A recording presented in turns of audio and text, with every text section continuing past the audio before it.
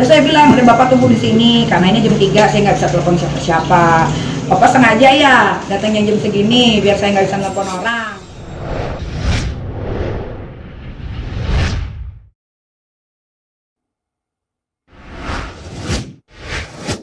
Jadi terima kasih teman-teman wartawan karena udah mau menunggu dari pagi.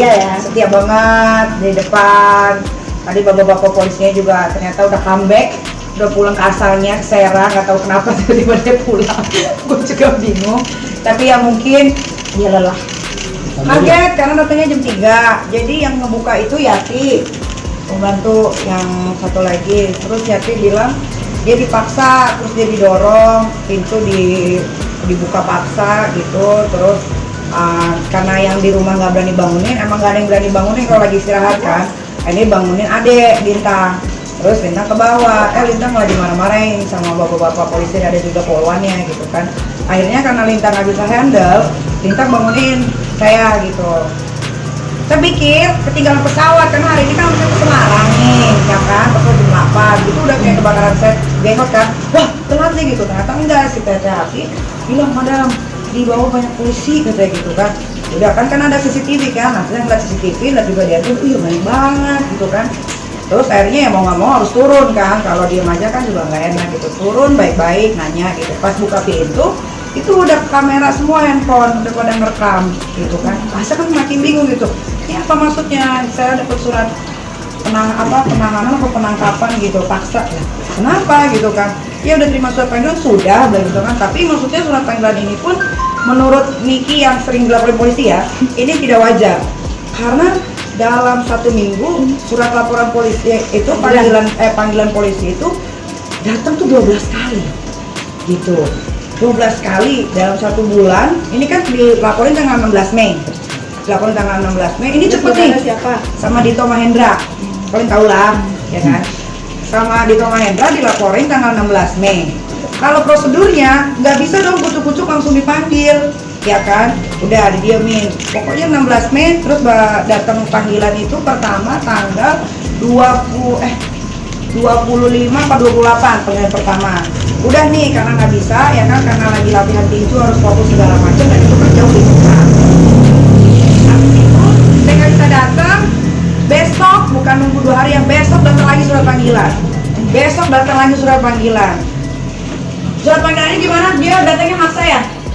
Tuh, maksa kayak preman gitu. Jadi semua tuh alhamdulillahnya semua terekam di CCTV gitu. Jadi bukan sekedar ngomong doang ya. Jadi nanti takutnya dibilang, jadi kita membacok doang. Enggak, gue berantem aja berani kan, boxing aja gue menang. Nah, terus abis itu gara-gara di sini udah nggak digubris, dia pergi ke Pak Rete. Yang tadi nganterin surat panggilan juga. Pak Rete juga diganggu gitu. Pak Rete dikirimin Pak RT dikirimin surat panggilan juga ke sana, surat panggilannya jadi ke sana, jadi makin gak nyambung gitu. Pak RT-nya juga dapat surat panggilan untuk saya tuh 3 kali itu kan, makanya aku bingung kenapa jadi ke Pak RT gitu kan, makin gak nyambung. Terus terakhir datang lagi surat panggilan, nggak tahu nih cara kasihnya gimana, pokoknya ada surat panggilan. Ini kami lagi kan nggak terima, nggak ada tanggal, tapi di sini ada disuruh datang tanggal 13 Juni. Lah ini kan tanggal 16 Juni, cuma beda 3 hari doang. Masih kucuk-kucuk jam 3 pagi datang surat penangkapan. Kan nggak make sense, nggak masuk akal. Gitu. Ya karena ada nggak sih polisi tiba-tiba nganter tiap hari ke rumah panggilannya, polisi loh yang nganter langsung dari Serang tiap hari sampai cari rumah Pak RT. Itu kan udah nggak wajar. Pasal-pasalnya yang diterapkan juga nggak wajar. Saya nggak pernah kenal Dito, tapi Dito pasti kenal saya karena dia pernah ngirimin bunga mengatasnamakan Askara Prasari Harsono. Kalau kalian tahu dulu yang nayangin SCTV pertama kali, kalau nggak salah itu di gosip apa gitu. Tapi karena dia minta klarifikasi saya nggak mau. Ya udah, terus habis itu rumah saya dicoret. Habis itu salon kita berdua di itu tuh kena coret. Itu confirm ya, karena yang melakukan tidak mengakui kalau itu. Ya. Terus Dea sama teman saya Biol dibuntuti, habis dibuntuti difoto dari belakang mobil segala macam, habis itu dikirim ke kos-kosannya. Jadi caranya tuh ada kenapa Pak? Jadi caranya tuh udah kayak mafia gitu. Nah ini juga harus dipertanyakan kenapa panggilan tanggal 13 Juni, tanggal 16 saya ditangkap, kan masih jadi saksi di sini tuh, jelas saksi semua tuh, ada bacaan saksi. Karena jujur saya sama Dito itu saya tidak kenal sama sekali dan tidak pernah ada urusan apapun. Tapi nggak tahu kenapa dia ini selalu mengganggu hidup saya. Yang paling parah itu dia pernah bawa, nggak tahu ya saya amun atau apa, bolak-balik ke rumah saya, masih ada videonya, tiba-tiba ngedeketin anak saya yang naik sepeda. Waktu itu pernah saya posting juga di story gitu. Jadi ini udah nggak wajar. Nah kenapa kepolisian Banten bisa melakukan ini sama saya? Apakah ada? Belum sama sekali, karena kalau kita berdasarkan main otak ya, Dito ini kan domisilinya Jakarta ya, kok dia bisa bikin laporan di Banten, di Serang Banten? Nah, itu aja udah nggak masuk akal.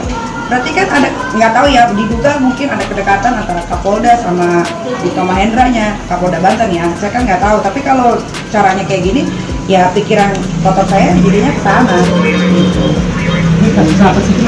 Nggak tahu katanya. Terus Gimana nama baik? Dia pencemaran nama baik secara elektronik, semua penghinaan apa segala macam gitu.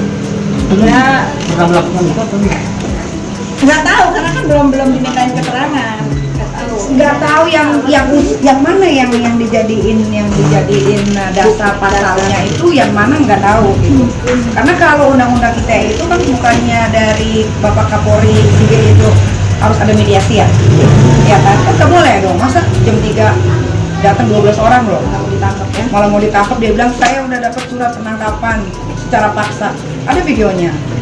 Kan ada videonya lah. Ini masuknya kemana kalau udah sampai ke sini? Kalian masuk kemana? Saya tanya. Ini di mana? Masuk kemana? Lah itu videonya di mana? Dia kan lagi ngemolis itu. Naik ke atas Sampai naik ke situ. Ini kan sampai didobrak. Terus ada Ini pengerusakan didobrak. juga kamarnya. Ini juga dirusak nih. Oh, jendela yang itu. Ini dirusak tuh. Oh, ada pemaksaan masuk ke dalam gitu berarti. Ada videonya. Ada semua. Kan makanya saya bilang sama Pak polisinya, Pak, jangan begitu. Di rumah saya ini setiap duduk ada CCTV, nggak percaya. Itu CCTV. Itu CCTV. Di depan 2 CCTV. Wah, banyak yang kerekam ngomongnya kasar, banyak.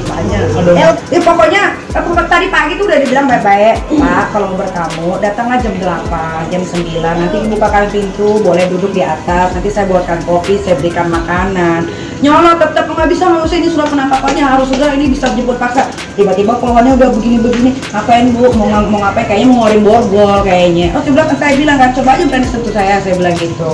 Ini dia gini-gini aja. Udah saya bilang, udah Bapak tunggu di sini, karena ini jam 3 saya nggak bisa telepon siapa-siapa. Bapak sengaja ya datangnya jam segini biar saya nggak bisa telepon orang. Ya kan, tahu dia udah ditanya, ada videonya ini, nanti juga posting aja lah. Ya.